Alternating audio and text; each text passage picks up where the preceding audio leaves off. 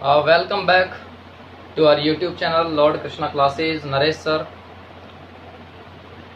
Today we are going to talk about passive voice. देखिए guys, passive voice का मतलब कुछ लोग बताते हैं कि सब्जेक्ट एक्टिव होता है, सब्जेक्ट पैसिव होता है, एक्टिव सक्रिय होता है, निष्क्रिय होता है। इससे हमें कोई लेना देना नहीं है। हम पैसिव की जो इंग्लिश स्ट्रक्चर है, जो जनरल स्ट्रक्चर है, उसके बारे में बात करते हैं। पैसिव वॉइस की जनरल स्ट्रक्चर होती है be plus third form of the verb. Be plus third form of the verb. Be किसी भी फॉर्म में आपको मिल सकता है। बी की अगर फॉर्म देखें तो प्योर फॉर्म में मिल सकता है, इसी फॉर्म में be plus third form of the verb में। बी अगर फर्स्ट फॉर्म के बारे में बात करें तो पैसिव स्ट्रक्चर आपको is am are plus third form of the verb मिल सकती है। अगर सेकेंड फॉर्म की बात करें तो वॉज या वर plus third form of the verb आपको मिल सकता है। अगर मैं थर्ड फॉर्म की बात करूं बी की, तो बी की थर्ड फॉर्म होती है बीन और मेन वर्ब की थर्ड फॉर्म, इसके फॉर्म में आपको मिल सकता है। अगर मैं आईएनजी फॉर्म के बारे में बात करता हूं तो आईएनजी फॉर्म होती है बीइंग और इसके साथ में थर्ड फॉर्म। बी इन सभी फॉर्म्स में हो सकता है, अपने बेस फॉर्म में भी हो सकता है, फर्स्ट फॉर्म में हो सकता है, सेकंड फॉर्म में हो सकता है, थर्ड फॉर्म में हो सकता है, फोर्थ फॉर्म में हो सकता है। बी किसी भी फॉर्म में हो, लेकिन जहां तक पैसिव का सवाल है तो इनके बाद जो मेन वर्ब होगी उसकी ऑलवेज थर्ड फॉर्म होगी। ठीक है ना। अब हम बात करते हैं कि बी की जब कोई एक्टिव वॉइस का सेंटेंस दे रखा हो और उसको पैसिव अपने को चेंज करना हो पैसिव में, तो बी का बी कब रखा जाता है, बी का इजेमार कब किया जाता है, बी का वॉजवर कब किया जाता है, बी का बीन कब किया जाता है और बी का बींग कब किया जाता है, इसके बारे में हम पढ़ते हैं। देखिए,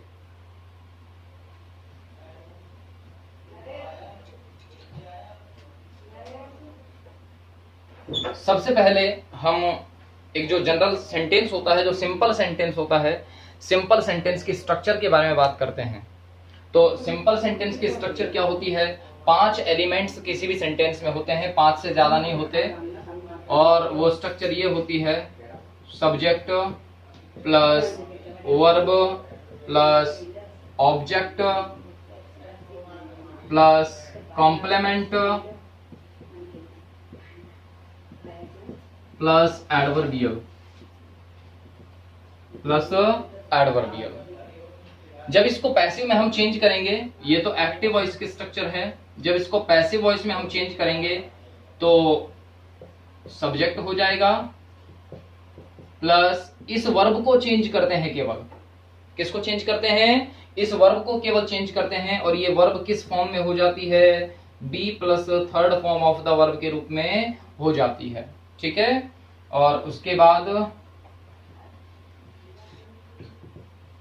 ऑब्जेक्ट कॉम्प्लीमेंट प्लस एडवर्बियल, ये सेम रहता है। अब आपने बहुत सारे वीडियोस देखे होंगे जिनमें आपको ये बताया जाता है कि भाई सब्जेक्ट को जब किसी एक्टिव वॉइस को पैसिव में चेंज करते हैं तो सब्जेक्ट को ऑब्जेक्ट बनाया जाता है और ऑब्जेक्ट को सब्जेक्ट बनाया जाता है, लेकिन ऐसा नहीं है। सब्जेक्ट सब्जेक्ट ही रहता है, ऑब्जेक्ट ऑब्जेक्ट ही रहता है, केवल उसका जगह हम चेंज कर देते हैं। जो स्ट्रक्चर में जगह है, ये जो ऑब्जेक्ट है इसको सब्जेक्ट के स्थान पे ले आते हैं और सब्जेक्ट को ऑब्जेक्ट के स्थान पे ले जाते हैं। केवल इतना सा चेंज किया जाता है, बाकी सब्जेक्ट सब्जेक्ट ही रहेगा हमेशा और ऑब्जेक्ट ऑब्जेक्ट ही रहेगा। मान लीजिए मैंने लिखा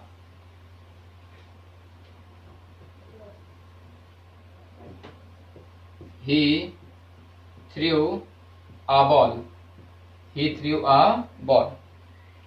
ये एक्टिव वॉइस का सेंटेंस है एक, जिसका पैसिव वॉइस मैं आपको बता रहा हूं एक बार, उसके बाद में हम पूरा तो पढ़ेंगे ही कि एक्टिव वॉइस का पैसिव वॉइस कैसे बनाया जाता है। A ball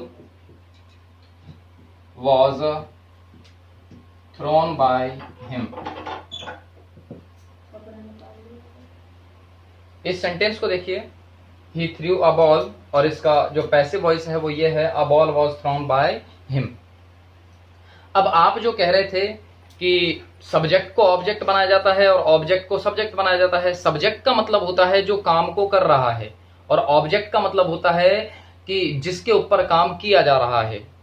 सब्जेक्ट के द्वारा सब वर्ब के माध्यम से जिस वर्ड पर प्रभाव पड़ता है वो ऑब्जेक्ट कहलाता है। यहाँ पे बॉल कौन फेंक रहा है, बॉल किसने फेंकी, ही ने। और यहाँ पे अब बॉल आगे आ गया, जो ऑब्जेक्ट था वो आगे आ गया, मतलब सब्जेक्ट के स्थान पे आ गया। इसका मतलब ये नहीं कि जो बॉल है वो ही को फेंक रहा है, अभी भी बॉल ही के द्वारा फेंकी जा रही है। तो इसका मतलब सब्जेक्ट हमेशा सब्जेक्ट ही रहता है, जो काम करने वाला है वो हमेशा काम करने वाला ही रहेगा, चाहे वो किसी भी फॉर्म में हो, चाहे उसका प्लेसमेंट कहीं भी हम करें। ठीक है ना। तो जो सबसे बड़ा कंफ्यूजन था, जो पैसिव वॉइस बनाने के जो रूल हैं, उनमें एक कंफ्यूजन मैंने आपका क्लियर किया कि सब्जेक्ट को ऑब्जेक्ट और ऑब्जेक्ट को सब्जेक्ट कभी नहीं बनाया जाता, केवल उनको एक दूसरे के साथ रिप्लेस किया जाता है, एक दूसरे के द्वारा रिप्लेस किया जाता है उनको।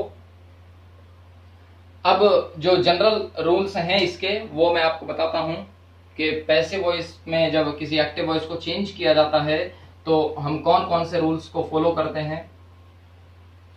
तो देखिए,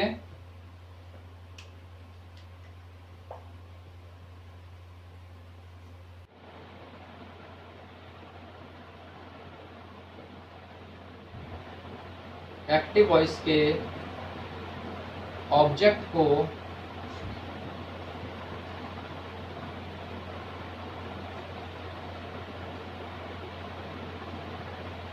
सब्जेक्टिव फॉर्म में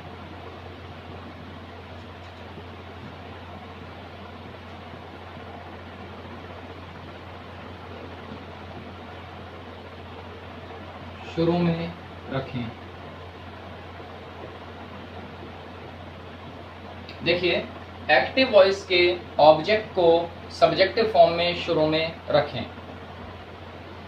ये जो ऑब्जेक्टिव और सब्जेक्टिव फॉर्म है ये केवल और केवल पर्सनल प्रोनाउन की होती हैं। बाकी अगर कोई नाउन आ जाए, मान लीजिए माय फादर आ गया या द टीचर आ गया या कुछ भी और कोई नाउन आ सकता है, तो नाउन की सब्जेक्टिव और ऑब्जेक्टिव फॉर्म सेम रहती हैं।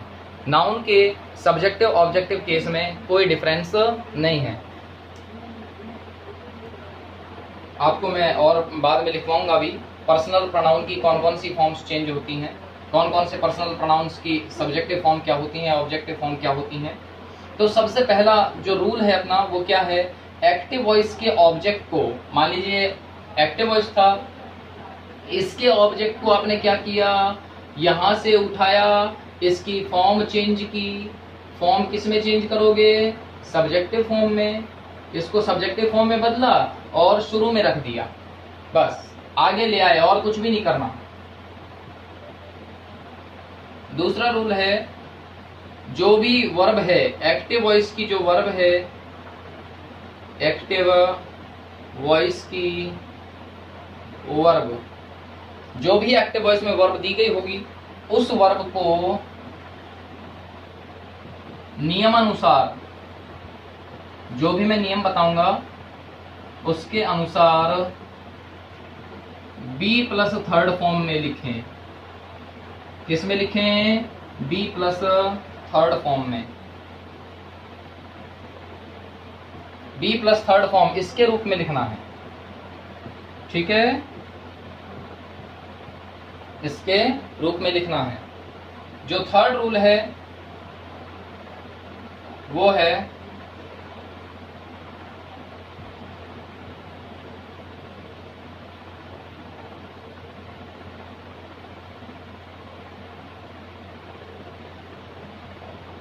यदि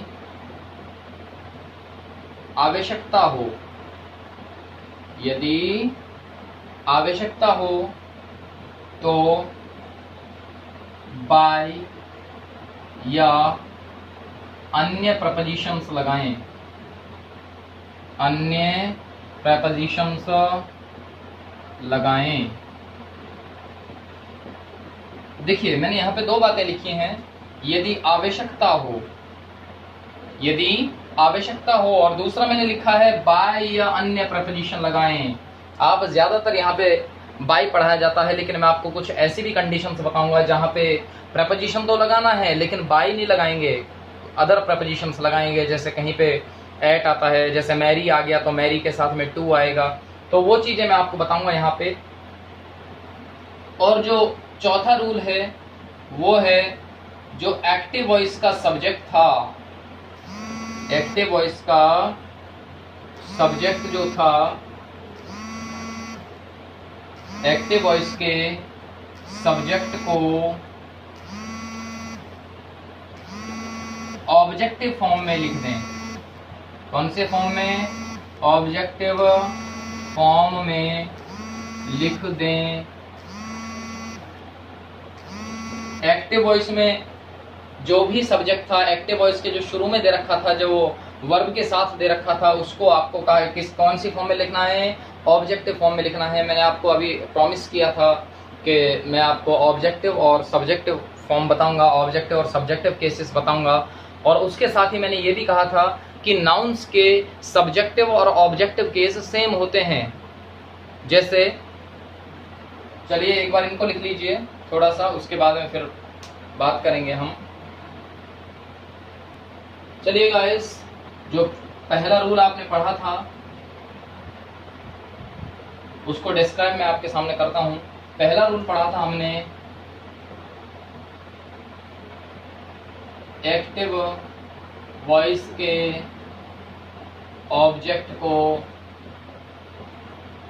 सब्जेक्टिव फॉर्म में बदलकर, सब्जेक्टिव फॉर्म में बदलकर लिखें। अब देखिए, पहला रूल ये था। और दूसरी बात ये है कि जो ऑब्जेक्टिव और सब्जेक्टिव फॉर्म होते हैं केवल पर्सनल प्रोनाउन के होते हैं, मैंने आपको बताया था। तो यहां पे मैं लिख रहा हूं subjective case and here I am writing the objective case, the objective case, ठीक है ना। यदि हम बात करें फर्स्ट पर्सन के प्रोनाउंस की, तो देखिए फर्स्ट पर्सन के प्रोनाउंस होते हैं आई और वी, जिनमें से आई सिंगुलर होता है और वी प्लूरल होता है। सेकेंड पर्सन का होता है यू, थर्ड पर्सन का होते हैं ही, शी, इट, दे और वन। वन का मतलब है someone, anyone, everyone, no one, जिनमें से यू सिंगुलर भी हो सकता है और प्लूरल भी हो सकता है। अपने को कोई फर्क इससे नहीं पड़ता, वर्ब हमेशा प्लूरल आएगी यू के साथ। ही, शी, इट और वन, ये चारों होते हैं सिंगुलर, ये सिंगुलर और ये सिंगुलर, और दे होता है प्लूरल। अब यदि मैं इनके ऑब्जेक्टिव केसेस की बात करता हूं, देखिए सब्जेक्ट के स्थान पे जब आएंगे तो इस फॉर्म में आएंगे, अगर वर्ब से पहले आएंगे तो इस फॉर्म में आएंगे, और वर्ब के बाद आएंगे तो ऑब्जेक्टिव फॉर्म में आएंगे। और ऑब्जेक्टिव फॉर्म इनकी क्या होती है? आई का ऑब्जेक्टिव केस होता है मी, वी का होता है अस, यू का सब्जेक्टिव और ऑब्जेक्टिव दोनों फॉर्म यू ही होती हैं, दोनों फॉर्म सेम रहती हैं। यू सब्जेक्टिव केस भी यू और ऑब्जेक्टिव केस भी यू। ही का सब्जेक्टिव केस ही और ऑब्जेक्टिव केस होता है हिम, शी का ऑब्जेक्टिव केस होता है हर, इट का ऑब्जेक्टिव केस भी इट ही होता है,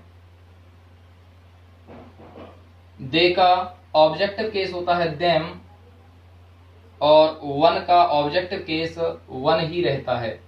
ये तो हुई थी अपनी पर्सनल प्रोनाउंस की बात, जो चेंज होते हैं, जिनकी फॉर्म्स सब्जेक्टिव फॉर्म में कुछ और मिलते हैं और ऑब्जेक्टिव फॉर्म में कुछ और मिलते हैं। इनके अलावा जो भी सब्जेक्ट है या जो भी ऑब्जेक्ट है सब सेम रहेंगे, एक ही फॉर्म में रहेंगे। जैसे मान लो कोई नाउन आ जाए,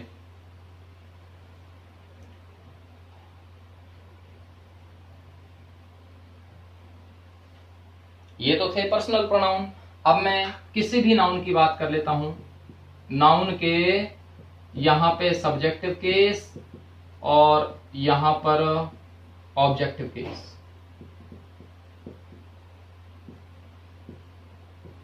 देखिए जैसे नाउन, आप प्रॉपर नाउन ले लीजिए, प्रॉपर नाउन राम, श्याम, मोहन, कुछ भी, राम ले लिया, इसका राम सब्जेक्ट की जगह पे है तो भी राम रहेगा और ऑब्जेक्ट के स्थान पे है तो भी राम रहेगा। दूसरी बात, कॉमन नाउन्स की बात हम यदि करें तो कॉमन नाउन्स के बारे में मान लीजिए आपने ले लिया, फादर ले लिया, द फादर,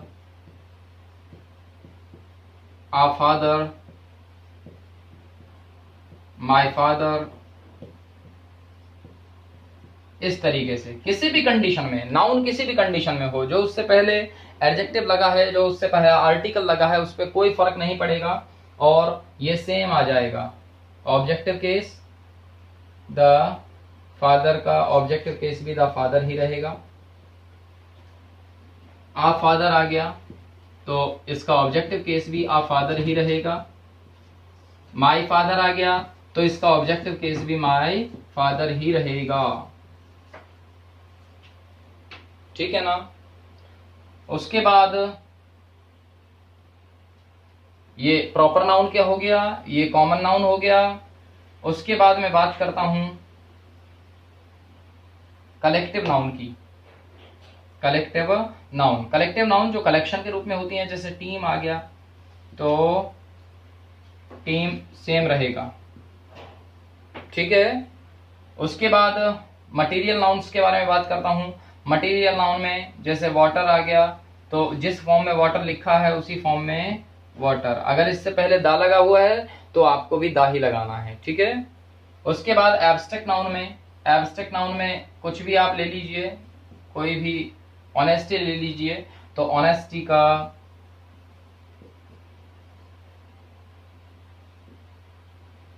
ऑब्जेक्टिव केस भी ऑनेस्टी ही रहेगा।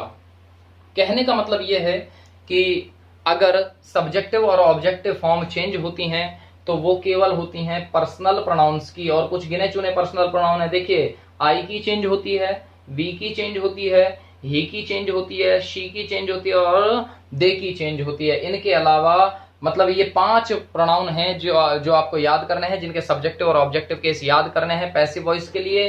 इनके अलावा कोई भी वर्ड चेंज नहीं होगा, चाहे उसको आप सब्जेक्ट के प्लेस पे रखो, चाहे आप उसको ऑब्जेक्ट के प्लेस पे रखो। क्लियर ना। आगे चलें।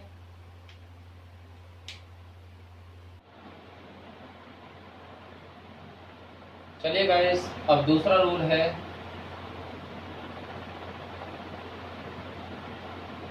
दी गई वर्ब को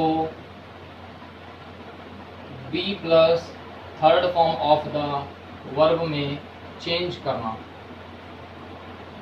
चेंज करना। तो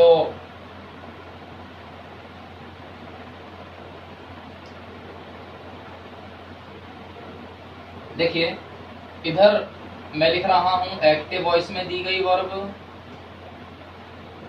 एक्टिव वॉइस की वर्ब, और इधर लिख रहा हूं मैं पैसिव वॉइस की वर्ब। मतलब एक्टिव वॉइस में अगर ये वाली वर्ब दी गई हो तो पैसिव में आपको इन वाली वर्ब्स का यूज करना है।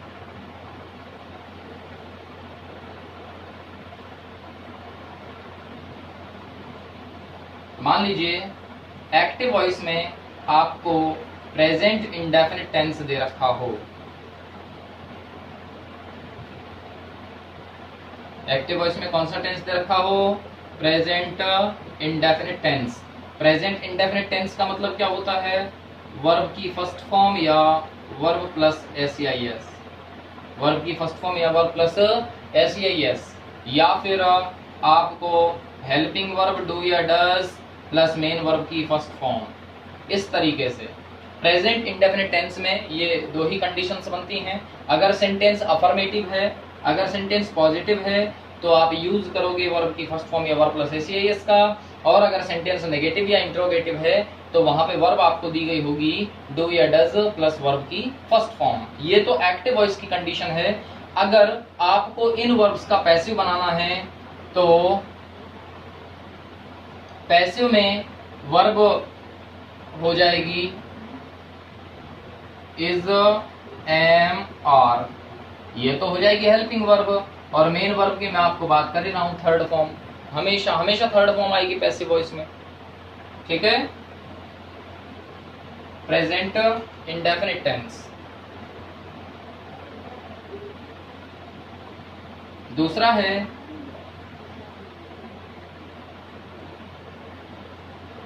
Present continuous tense. और प्रेजेंट कॉन्टिन्यूअस टेंस की जब मैं बात करता हूं तो आपको हेल्पिंग वर्ब दी गई होगी is, am, are plus main verb की आईएनजी फॉर्म, मेन वर्ब की आईएनजी फॉर्म। जब आपको एक्टिव वॉइस में इस तरह की वर्ब दी गई हो तो आपको पैसिव में यूज करना है इज, एम, आर, ये तो सेम रहेंगे, इज एम आर का इज एम आर रहेगा, साथ में आपको जोड़ना है बी, मतलब के बी की आईएनजी फॉर्म बीइंग, और उसके बाद वर्ब की तो थर्ड फॉर्म आएगी ही आएगी। तीसरा, यदि आपको दिया गया हो प्रेजेंट परफेक्ट टेंस, कहने का मतलब अगर आपको एक्टिव वॉइस में हेल्पिंग वर्ब दे रखी हो हैज या have plus third form of the verb, तो आप पैसिव में यूज करोगे हैज हैव का हैज हैव, साथ में जोड़ो बीन प्लस वर्ब की थर्ड फॉर्म। एक बात बता रहा हूं, किसी को बताना मत, हाँ, जो ये वर्ब दी गई होती है ना, जो ये वर्ब दी गई होती है ना, जो जिस फॉर्म में ये वर्ब दी गई होती हैं उसी फॉर्म में बी को जोड़ते हैं। देखिए यहां पे वर्ब किस फॉर्म में दी गई थी, फर्स्ट फॉर्म में, वर्ब फर्स्ट फॉर्म में दी गई थी, तो हमने बी की कौन सी फॉर्म जोड़ी, बी की कौन सी फॉर्म का यूज किया, फर्स्ट फॉर्म का यूज किया। यहाँ पे देखिए, यहाँ पे मेन वर्ब की कौन सी फॉर्म दी गई थी, आईएनजी फॉर्म ना, तो यहाँ पे भी हमने बी की कौन सी फॉर्म जोड़ी है, आईएनजी फॉर्म। यहाँ पे बताइए मेन वर्ब की कौन सी फॉर्म दी गई थी, थर्ड फॉर्म, और तो इसलिए यहाँ पे भी हमने बी की थर्ड फॉर्म बीन जोड़ी है। ये बेस है, इसका आधार है। उतार दीजिए इसको। मतलब जो मेन वर्ब की जो फॉर्म दी जाएगी उसी फॉर्म को हम बी की फॉर्म समझ के तब बी को जोड़ना है। जैसे यहाँ पे आईएनजी दिया गया था तो यहाँ पे बी की आईएनजी बीइंग जोड़ दी, यहाँ पे मेन वर्ब की थर्ड फॉर्म दी गई थी, यहाँ पे हमने बी की थर्ड फॉर्म बीइंग जोड़ दी, बस।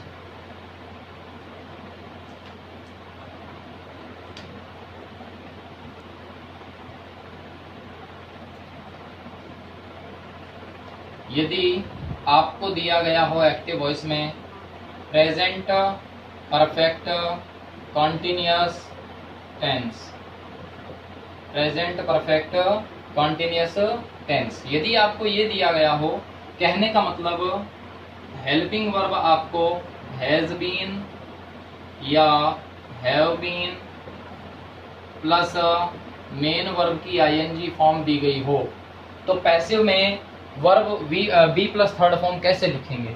तो यहाँ पे देखिए कुछ लोग ये बोलते हैं कि किसी भी परफेक्ट कॉन्टिन्यूअस टेंस का और फ्यूचर कॉन्टिन्यूअस टेंस का पैसिव वॉइस नहीं बनाया जाता, लेकिन ऐसा कुछ भी नहीं है।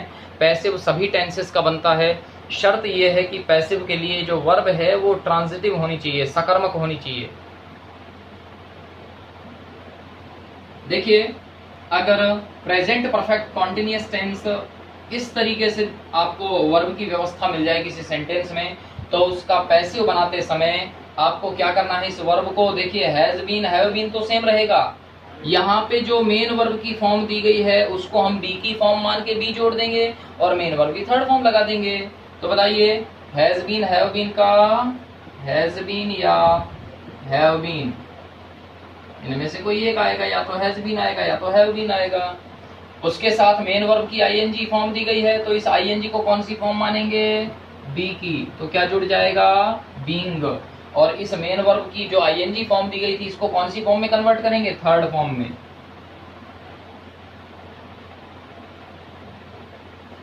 अगर आपको, ये तो प्रेजेंट टेंस हो गया, अगर आपको पास्ट इंडेफिनिट टेंस दिया गया हो, एक्टिव वॉइस कौन से टेंस में हो, पास्ट इंडेफिनिट टेंस में हो। पास्ट इंडेफिनिट का मतलब positive sentence second form of the verb में होंगे और negative interrogative sentence did plus verb की फर्स्ट फॉर्म के रूप में होंगे, किसी भी कंडीशन में आ जाए।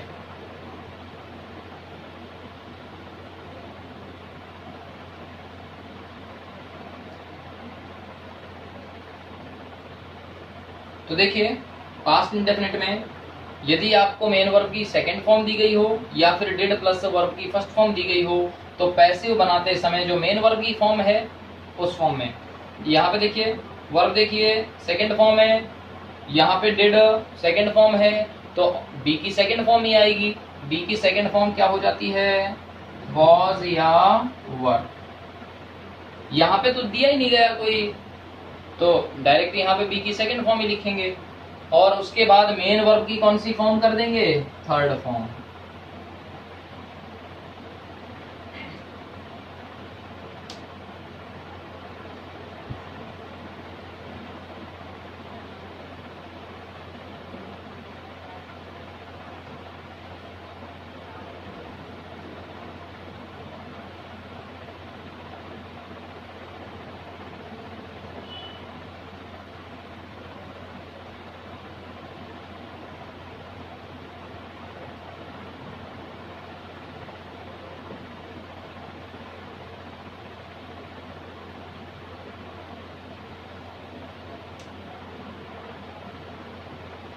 नेक्स्ट आता है पास्ट कॉन्टिन्यूअस टेंस। यदि एक्टिव वॉइस कौन से टेंस में दे रखा हो, पास्ट कॉन्टिन्यूअस में, और पास्ट कॉन्टिन्यूअस का मतलब क्या होता है, वॉज या वर प्लस वर्ब की आईएनजी फॉर्म।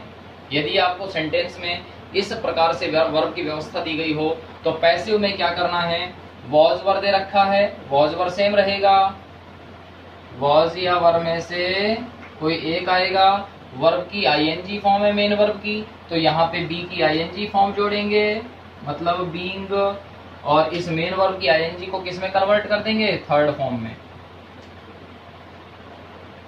यदि आपको दिया गया हो past perfect tense, past perfect tense का मतलब होता है had plus third form of the verb. यदि इस तरीके से आपको एक्टिव वॉइस में दे रखा हो वर्ब तो पैसिव में आपको क्या करना है, हेड का हेड रखना है, जो वर्ब की थर्ड फॉर्म थी इसकी जगह बी की थर्ड फॉर्म जोड़नी है मतलब बीन, और मेन वर्ब की थर्ड फॉर्म, भाई यहाँ पे मेन वर्ब की थर्ड फॉर्म थी तो मेन वर्ब की थर्ड फॉर्म यहाँ पे सेम। उसके बाद यदि आपको एक्टिव वॉइस का सेंटेंस, यदि आपको एक्टिव वॉइस का sentence past perfect continuous tense में दिया गया हो तो किस तरीके से उसका पैसिव बनाना है, वर्ब आपको दी गई होगी उस कंडीशन में had been plus main verb की आईएनजी फॉर्म। जब इसका पैसिव आप बनाओगे तो हैड बीन का हैड बीन सेम रहेगा, हैड बीन का आपको हैड बीन ही रखना है। उसके बाद जो वर्ब की फॉर्म दी गई है उसको बी की फॉर्म मान के लिखना है, तो क्या जोड़ दिया इसमें, बी की कौन सी फॉर्म, यहाँ पे आईएनजी दी गई थी तो यहाँ पे बी की कौन सी फॉर्म जुड़ेगी, आईएनजी, बीइंग जुड़ जाएगा और मेन वर्ब की थर्ड फॉर्म कर देंगे। उसके बाद यदि आपको फ्यूचर इंडेफिनिट टेंस दिया गया हो, फ्यूचर इंडेफिनिट टेंस आपको दिया गया हो, कहने का मतलब सेंटेंस में आपको हेल्पिंग वर्ब विल या शैल प्लस वर्ब की बेस फॉर्म ये मिल जाए। सेंटेंस में विल या शैल प्लस वर्ब की कौन सी फॉर्म, बेस। बात मैं आपको बता देता हूं, कोई भी मॉडल हो या टू हो या लेट हो, मेक हो, कहने का मतलब पॉजिटिव वर्ब लेट और मेक, तो इनके बाद हमेशा बेस फॉर्म आती है। इनके बाद हमेशा कौन सी फॉर्म आती है? बेस फॉर्म आती है, फर्स्ट फॉर्म नहीं आती। बेस फॉर्म जिसको हम क्या बोलते हैं? बेयर इन्फिनेटिव बोलते हैं। जिसको हम क्या बोलते हैं? Bear infinitive. टू के साथ आ रही है तो टू इन्फिनेटिव हो जाएगा, और अगर मॉडल्स और लेट वगैरह इनके साथ आ रही है तो वो बेयर इन्फिनेटिव हो जाएगा। तो विल या शैल के साथ कौन सी फॉर्म दे रखी हो? वर्ब की बेस फॉर्म। तो पैसिव वॉइस बनाते समय विल या शैल में से कोई एक सब्जेक्ट के हिसाब से विल या शैल, प्लस यहाँ पे वर्ब की बेस फॉर्म थी तो यहाँ पे भी बी की कौन सी फॉर्म जुड़ेगी? बेस फॉर्म ही जुड़ेगी, और बी की बेस फॉर्म बी ही होता है, और मेन वर्ब की थर्ड फॉर्म। समझ गए क्या? यदि आपको एक्टिव वॉइस के सेंटेंस में फ्यूचर कॉन्टिन्यूअस टेंस दिया गया हो, कहने का मतलब आपको सेंटेंस में हेल्पिंग वर्ब विल बी या शैल भी दी गई हो और मेन वर्ब की आईएनजी फॉर्म इस तरीके से दिया गया हो, तो आपको पैसिव में क्या करना है? विल बी या शैल बी का विल बी शैल भी रहेगा, विल बी या शैल बी। मेन वर्ब की जो फॉर्म दे रखी है उसको बी की फॉर्म मान के जोड़ना है। तो बताइए, मेन वर्ब की आईएनजी फॉर्म थी तो बी की भी आईएनजी फॉर्म जुड़ेगी, क्या हो जाएगा? बीइंग हो जाएगा। और मेन वर्ब की कौन सी फॉर्म? Third form. यदि आपको future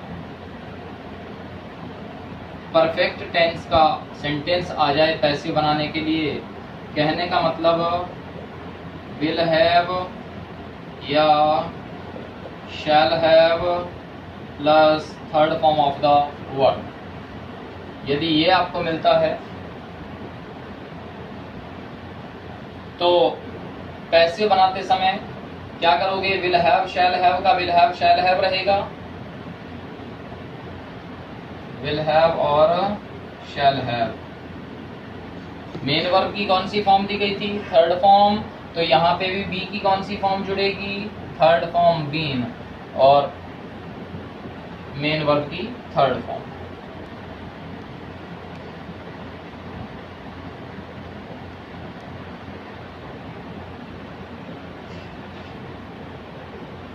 future perfect continuous tense. यदि आपको इस तरीके की वर्ब दी गई हो, कहने का मतलब हेल्पिंग वर्ब दिया गया हो, विल हैव बीन या शैल हैव बीन, और मेन वर्ब की आईएनजी फॉर्म ये दी गई हो, तो आपको पैसिव में क्या करना है? Will have been shall have been का will have been shall have been रहेगा,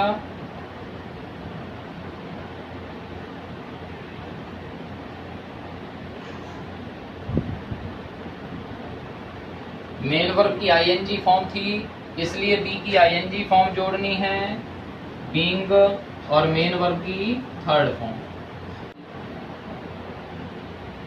यदि आपको